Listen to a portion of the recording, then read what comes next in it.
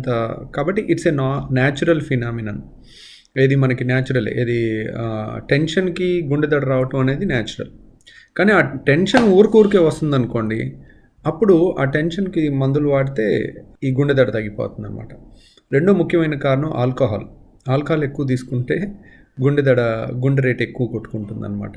మూడోది కాఫీ ఎక్కువ తాగితే కెఫీన్‌కి కూడా గుండె చప్పుడుని పెంచే లక్షణం ఉంటుందనమాట.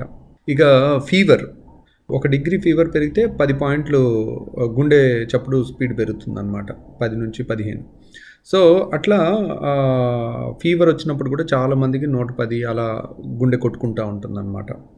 తర్వాత వీటన్నిటికీ ఏంటి ఇవి జనరల్ బాడీలో వేరే చోట థైరాయిడ్ ఎక్కువ పనిచేసినా గుండె కొట్టుకుంటా ఉంటుంది. ఎనీమియా అంటే రక్తహీనత ఉందనుకోండి, గుండె ఎక్కువ పనిచేయాల్సి ఉంటుంది. ఎందుకని రక్తం తక్కువ ఉంది కాబట్టి ఆక్సిజన్ బాడీకి ఎక్కువ అందదు. అలా